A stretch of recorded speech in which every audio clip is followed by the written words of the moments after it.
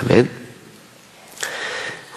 어제 말씀드린 것처럼 산에서 그 제자들 향하여 베푸신 설교, 강론, 그래서 산상 설교, 산상 수훈이라고 부릅니다. 이 5장부터 시작해서요, 7장까지 하나의 묶음이에요. 이 산상수훈은 천국을 주제로 하고 있어요. 마태복음은요, 이 천국을 주제로 한 몇 번의 가르침이 있습니다. 예수님의 마음에는 온통 천국이 있었던 거예요. 사람은 그 마음과 마음에 품은 것을 말하고 마음에 품어진 것이 삶에 나타나기 마련입니다. 그분은 끊임없이 품어진 그 천국이요, 그분의 삶의 자리에 끊임없이 나타났어요.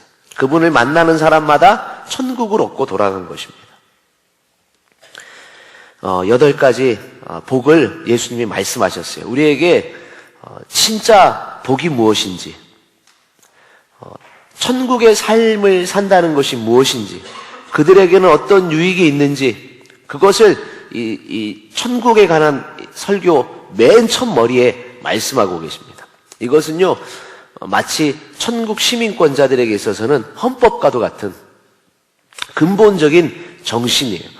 예수님께서는요, 이 산상수훈에서 어떠한 삶을 살아야 함에 대해서, 어떤 행위에 대해서 강론하십니다. 그러나 그 이전에 가장 먼저 가르치고 계신 것이 이 마음이에요.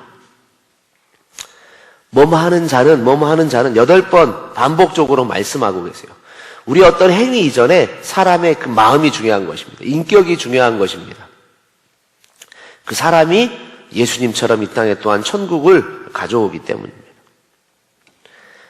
8가지의 복, 이것은 우리가 흔히 생각하는 물질적이고 외적인 그런 종류의 복이 아니라 그러한 종류의 복과는 완전히 다른, 반대되는 우리 내면에 우리의 영적인 복, 이것이 있는 사람이 진짜 행복한 사람이라고 예수님이 말씀하세요.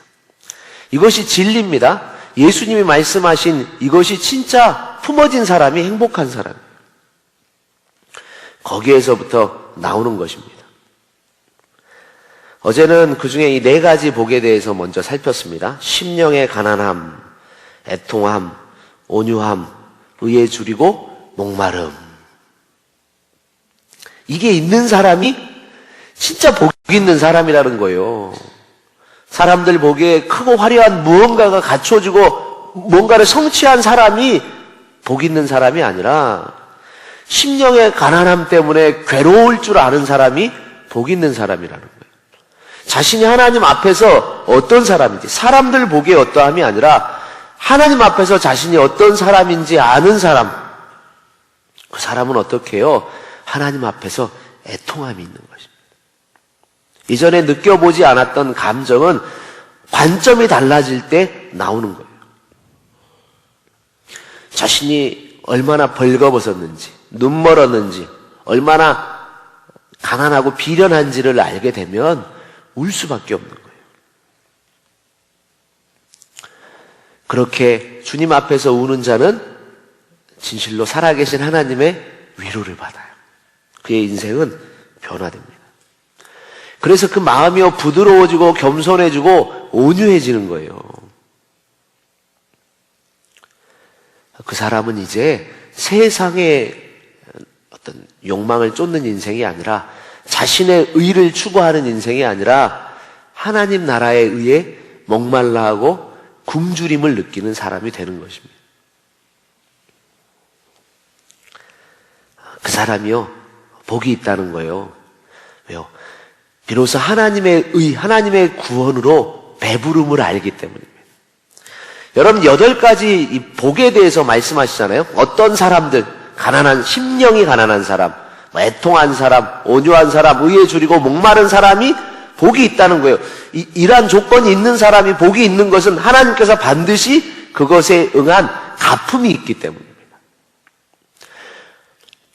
진짜 마음에서부터 솟아나오는 뭐예요? 하나님의 그 임재, 어떤 생명적인 것이요, 막 솟아나오기 때문에 세상이 달라져.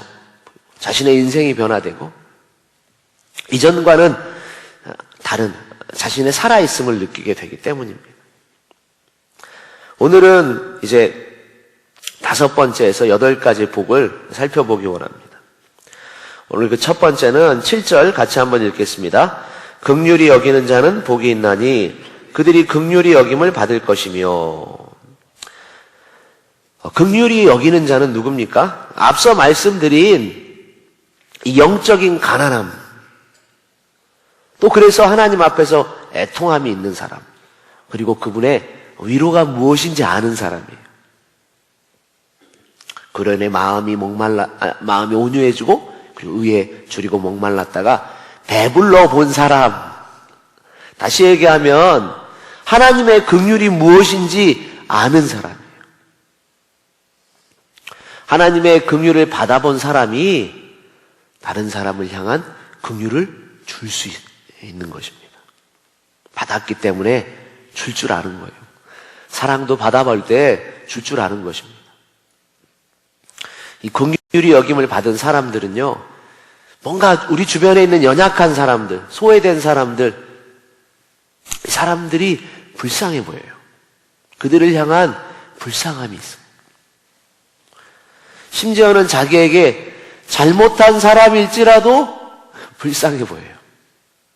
물론 괘씸하죠. 물론 마음이 상하죠. 그런데도 이상하게 그 사람이요, 품어줘요. 이게 누구 마음이에요? 자기의 마음이 아니에요. 그렇죠? 이것이 바로 하나님의 긍휼이에요. 하나님의 긍휼, 그것 때문에 우리 주님이 십자가 지실 수 있었던 것입니다. 그분의 사역의 원동력은 우리를 향한 한없는 긍휼이었어요. 나는 제사를 원하지 아니하고 긍휼을 원한다. 내가 원하는 제사는 번제가 아니요 상한 심령이다. 주님 앞에서 애통해하는 사람들, 아니 목자 이런 양과 같이 유리하고 방황하는 인생을 사는 사람들을 향해서 우리 하나님은 또한 끊임없는 긍휼함이 있으신 거예요. 이 하나님의 긍휼이 부어지면 사람이 품어져요. 내칠 수가 없습니다. 그래서 인내하게 되는 거예요. 다시는 안 봐야지 하는 마음이 들다가도 다시 또 그 사람이 생각나고 불쌍해지고 기도하게 돼요. 우리는 그분의 긍휼 없이는 살 수 없습니다. 그분의 긍휼히 여기심이 우리로 살게 하세요. 그래서 긍휼히 여기는 사람이 복이 있는 것입니다. 왜 복이 있다는 거죠? 7절 다시 한번 읽겠습니다. 긍휼히 여기는 자는 복이 있나니 그들이 긍휼히 여김을 받을 것이며. 긍휼히 여기는 자는 또다시 자신을 향한 하나님의 긍휼이 임하게 되기 때문에, 그래서 살 수 있는 거예요. 두 번째로 8절 같이 읽겠습니다. 마음이 청결한 자는 복이 있나니 그들이 하나님을 볼 것이며. 이 마음은 감정과 생각의 중심이잖아요. 하나님께서는 잠언 4장에서 생명이 이 마음에서부터 나온다라고 말씀하셨어요. 정말 그렇죠? 에덴 동산에서요, 이 아담과 하와는 이 마음이 타락해버렸어요. 그 마음의 타락이 그들로 죽음으로 내몰았습니다. 마음에서 생명이 나오는 것입니다.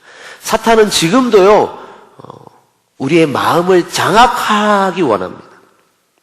마음을 지배하면 모든 것을 지배할 수 있기 때문입니다. 사탄이 에덴 동산에서 아담과 하와에게 그랬던 것처럼 그 마음에 가라지를 심어놔요. 그 가라지가 자라면 죄를 낳기 마련입니다. 골로새서 3장 15절에 탐심이 곧 우상 숭배다 라고 말씀하셨어요. 마음이 욕심으로 더럽혀지면 그 사람은 하나님을 볼 수 없습니다. 하나님이 보이지 않아요. 온통 뭐만 보여요? 욕심만 보여요. 끊임없이 그 욕심만 추구하게 되는 거예요.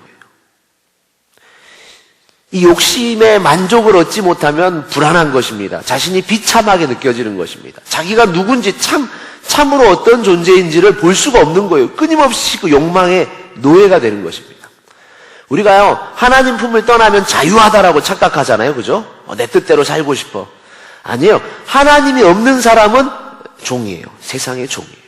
죄의 종입니다. 욕망의 종입니다. 그러나 하나님 안에, 그분의 품 안에 들어오게 되면 뭐요? 그 진리가 우리로 자유하게.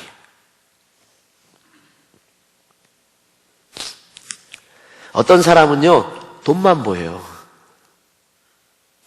어떤 사람은 자기 자식만 보입니다. 어떤 사람은 자기 남자친구만 보이고 여자친구만 보여요. 어떤 사람은 자기의 성공만 보여요. 어떤 사람은 자기의 이름 석자만 보입니다. 어떤 사람은 온통 건강만 보여요. 건강.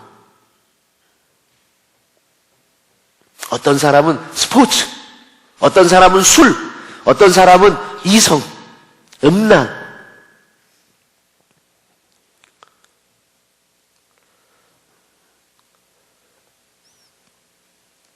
결국은 자기만 보이는 거예요. 자기.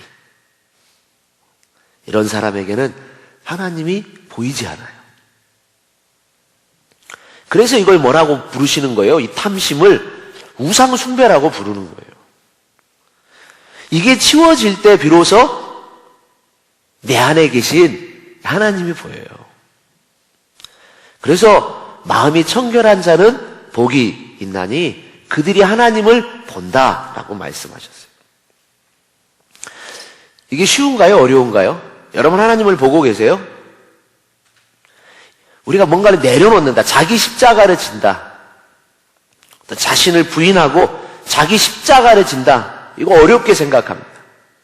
이걸 어떻게 하지? 어렵다고 한숨 짓는 사람들이 있어요. 근데 이것이 어떤 사람들에게는 어렵지 않습니다. 어떤 사람이죠? 심령의 가난함을 아는 사람이요. 그분 앞에서 애통함으로 위로를 받아본 사람이요.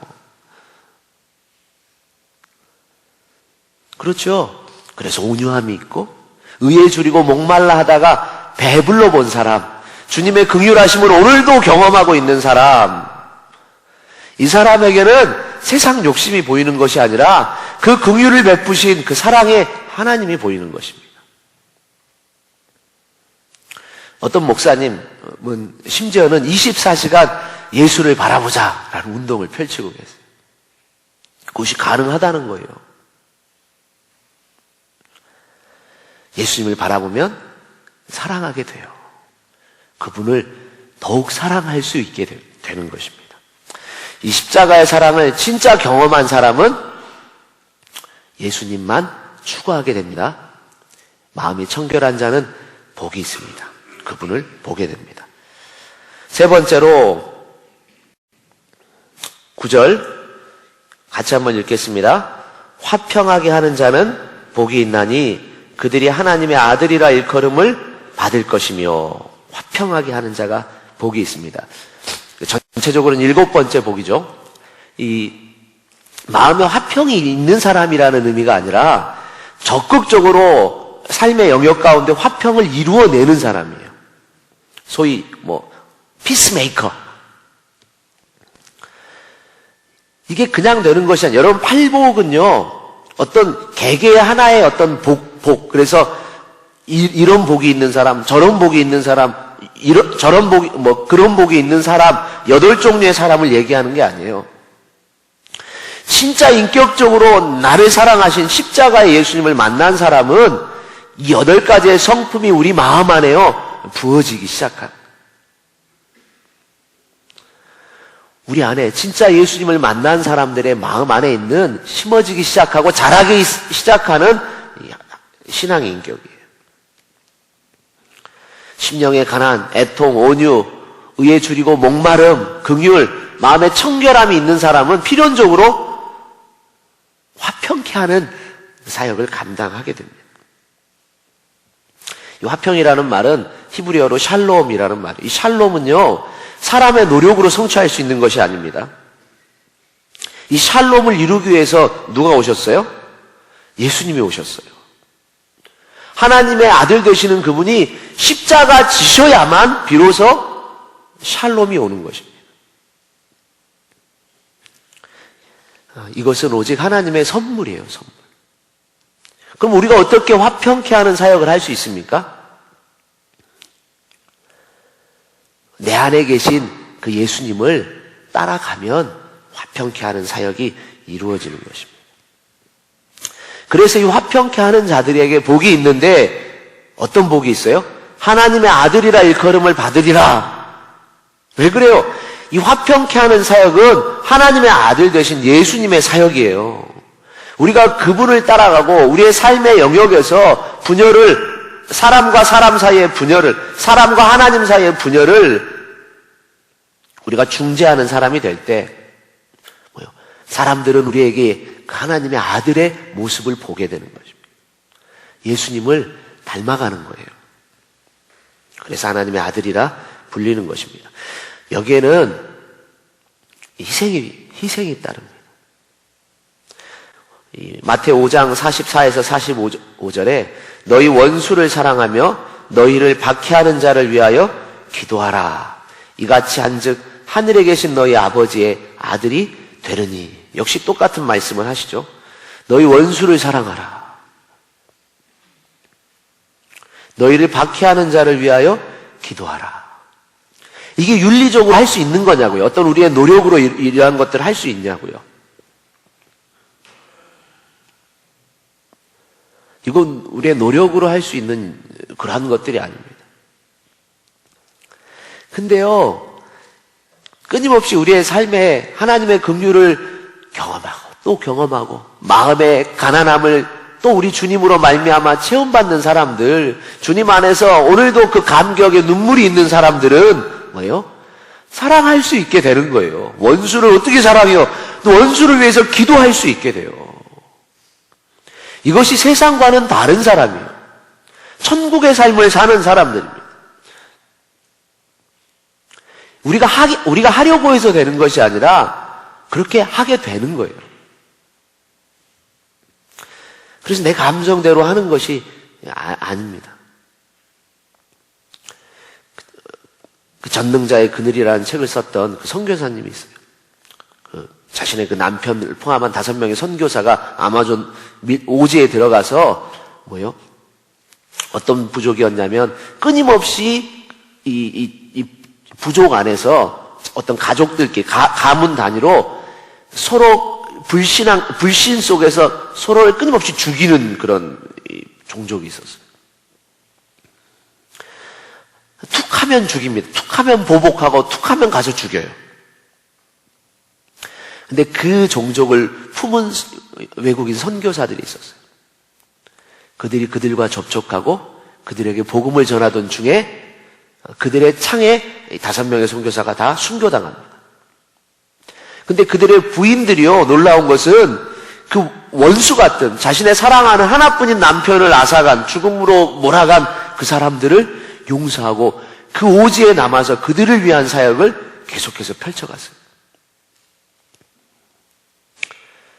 그리고 그때로부터 약 20여 년이 흐른 뒤에 그 마을은 평화가 와버렸어요.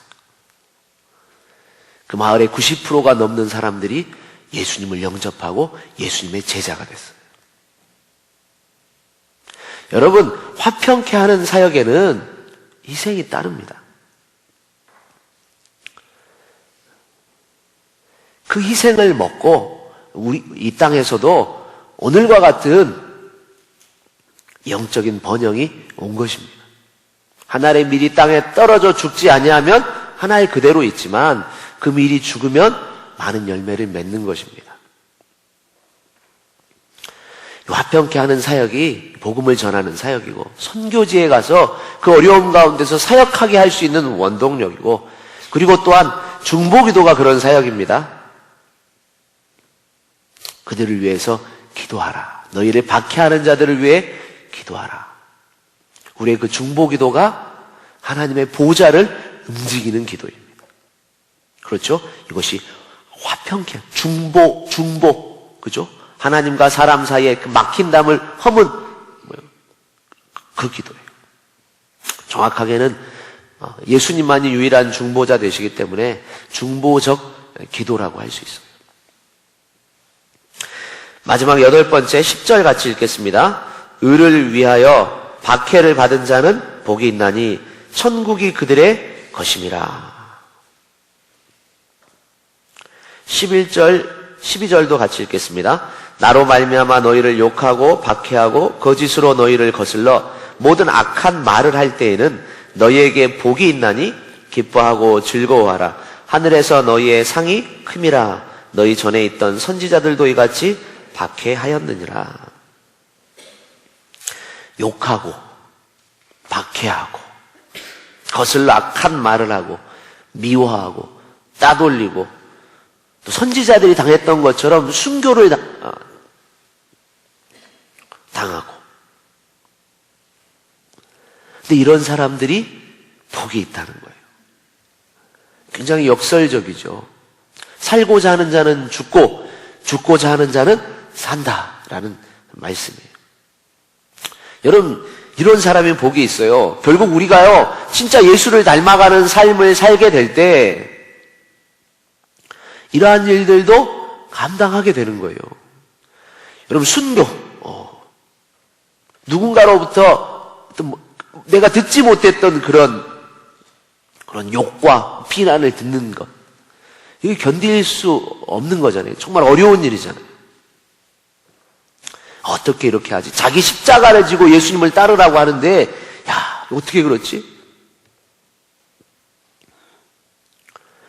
두려운 마음이 들어요, 그죠? 두려운 마음. 난 자신 없는데. 생각으로는 할 수 있을 것 같기도 한데, 나 진짜 자신은 없는데.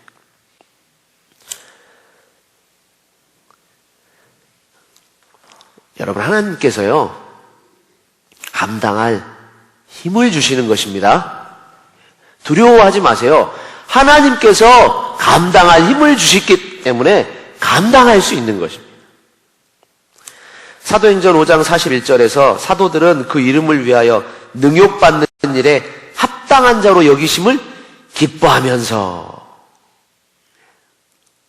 사도들이요, 매를 맞고 채찍질을 당하고 나왔어요. 근데 또다시 성전에 가서 복음을 또 전합니다. 너희 다시는 그 이름으로 전하지 마라. 가만 안 둔다. 근데 또다시 성전에서 그들의 눈앞에서 또다시 복음을 전하는 거예요. 그리고 마음에는 기쁨이 있어요. 자신들이 고난당하는 자, 그렇게 합당한 자로 여김받은 것을 기뻐한다라고 말했어요. 이게 어떻게 가능하죠? 고린도후서 12장 10절에 사도 바울은 내가 그리스도를 위하여 약한 것들과 능욕과 궁핍과 박해와 권고를 기뻐한다. 진짜 기뻐했어요. 왜요? 하나님이 그것을 감당할 수 있는 마음도 주시기 때문에. 이 팔복의 사람은요, 심령이 가난한 자부터 시작해서 마지막에 의를 위하여 박해를 받은 자로 끝나요. 심령이 가난함에서부터 시작되는 것입니다. 하나님 앞에서 자신이 얼마나 비참한지 아는 것에서부터 시작돼서 결국 어떤 사람이 되는 거예요? 하나님 나라와 그 의를 위해서 자신의 심장까지도 올려드릴 수 있는 강한 군사가 되는 거예요. 그래서 감당할 수 있는 것입니다. 그래서 해낼 수 있는 거예요. 그분의 사랑을 알기 때문에 가능한 것입니다. 이 팔복은 천국으로 시작해서 천국으로 끝나요.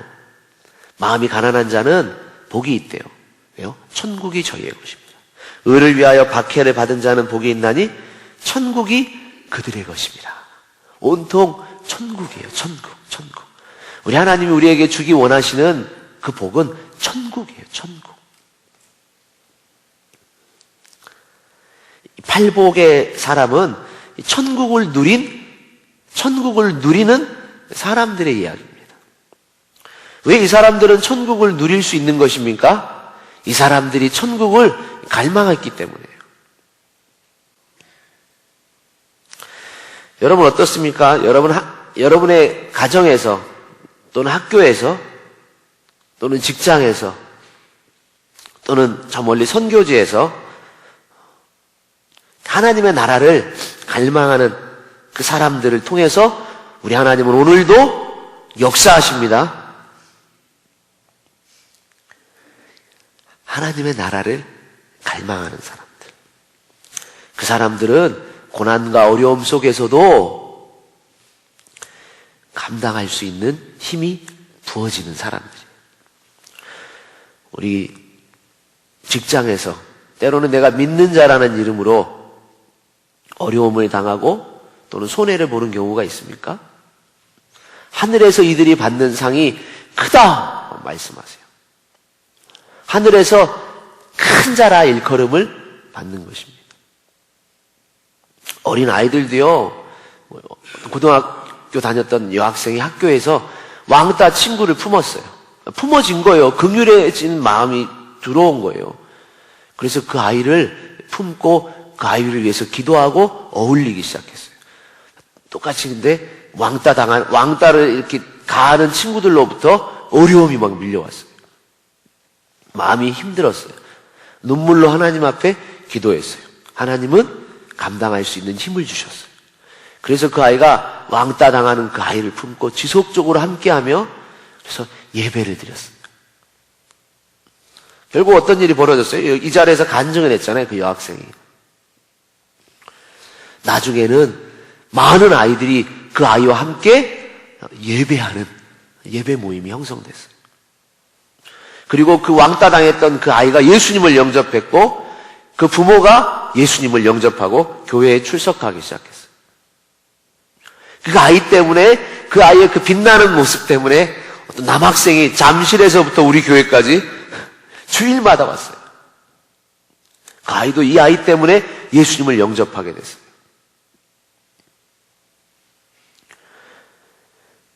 여러분, 우리에게 때때로 핍박이 오고 어떤 어려움이 올지라도 여러분, 고난이 없는 자는 어찌 보면 하나님 나라를 위해서 살지 않는 사람인지 몰라요. 하나님을 믿는다는 이유로 여러분 가정에서, 여러분 학교에서, 직장에서 또는 선교지에서 우리의 삶의 여러 영역에서 고난이 있는 것이 복된 사람이라고 우리 주님은 말씀하십니다. 그들에겐 천국이 임하기 때문입니다. 그들을 통하여 그 천국이 확장되어 나가기 때문입니다.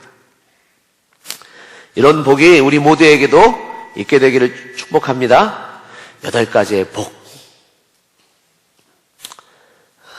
결국은 우리가 그 사람들 아닙니까? 다시 한번 우리 자신을 점검해 보면서 오늘도 나누고 기도하도록 하겠습니다.